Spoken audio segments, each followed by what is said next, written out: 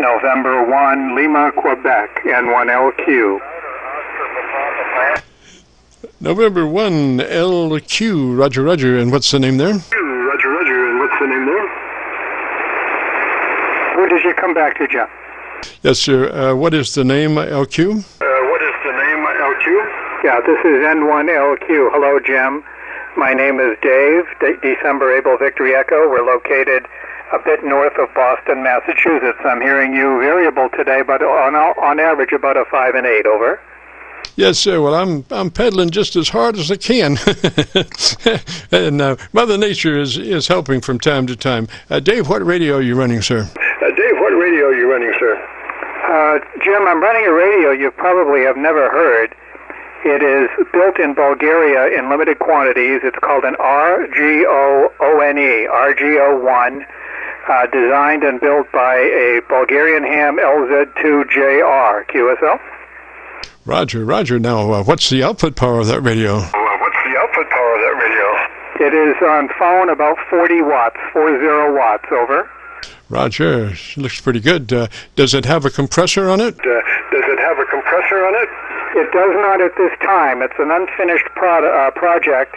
There is a speech processor that will be coming along in a bit, but right now it's simply being modulated by a $5 electric condenser element, and it has no EQ capability. So basically what you hear is what you get, over. Yes, sir. Dave, now does it have an ALC reading? Can you go to your ALC reading on that? Running the ALC at about 2/3 right now. Yes, sir. That's what we were suggesting, 2/3. What does your mic level control say? It goes from 0 to 10. I'm running it at about a 4 right now, QSL. Yes, sir. Okay. What I would suggest, Dave, is how close are you working that mic?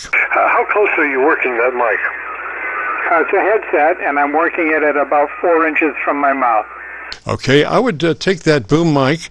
If you have any adjustment at all on that boom mic, I would run it straight out as far as it will go, and then at the last minute take a 90. I would run that boom just as far in front of you as it can go, and then make a 90-degree turn at the last minute. Okay, we just did that, and there have been reports that this particular combination may be a bit too hot, so I dialed back the mic gain by 1 increment, over. Yes, sir. Sounds really, really nice now. Before it was sounded like it was a little too hot going into your ALC. Now it just sounds like it has life. You're running about a 3 dB dynamic range, so you're very loud, but the words are just crystal clear. They're not sound like they're even beginning to bend, Roger. Oh, thank you very much for that suggestion, and I think that will probably serve me well. On dynamic headset microphones, I generally run them pretty close because they have less sensitivity, but it takes me a bit to get used to the electric condenser, which is generally a hot microphone as far as output sensitivity. So thank you for that comment. I appreciate it greatly, over. Yes, sir, and be careful. Just in passing, I'll give you a word of information here.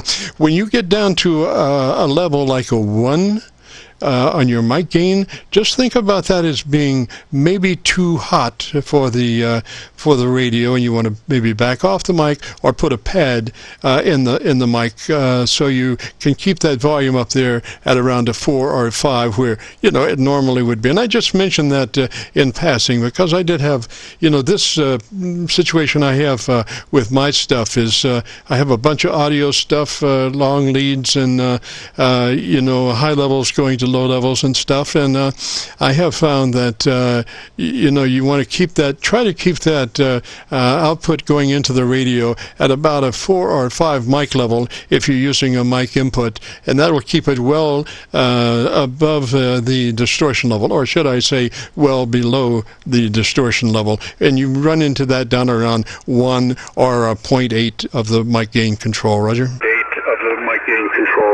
Roger, Jim, that's a great suggestion. And I've always tried to run output levels certainly not at maximum and not at minimum, somewhere in the 50%, maybe 60% range in all regards. So I appreciate that very much. I've had this radio for 2 years.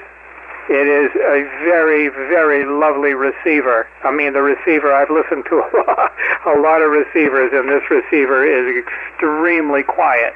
In fact, when you have no signal coming in, you have to check to see if it's connected. It's very, very quiet. It's a pleasure to operate. It's very small. It's actually smaller than an IC 7300. So we're running an off-center fed dipole that was manufactured in the States by a company called RadioWorks, and it is off-center fed and an unusual design as far as how it's fed, and that's at about 60 feet above the ground, Jim. A KC9VKV from N1LQ. I hope you copy okay. Roger, Dave, copying just beautiful. I'm using a Milford SDR, and you're look to be about 15 over on Milford, so just beautiful. Your EQ curve, even though that mic might be less expensive than some, I would get the Gorilla Tape and taper down, because it's exactly what you need. I wouldn't really change that. You just sounded really nice, and if you want to hear your audio, if you go to YouTube and do a call letter search for Kilo Charlie 9 Victor Kilo Victor, followed by the word logbook, that will take you to this recording. It'll be cut number 1 in a series of 2,300 Qso-Vlog air check recordings. Roger? Qso-Vlog air check recordings. Roger? Yes, Jim, thank you so much for that offer. I have never heard this radio recorded before, so I don't know really what it sounds like, so I'll look forward to seeing that on YouTube. Thank you very much for your time today. It's a great service, and we appreciate your help. KC9VKV from N1LQ. Good weekend to you, my friend. We'll talk again soon. Roger, Dave 73, sir. You have a great afternoon and a beautiful weekend. If you get a chance, join us next Friday.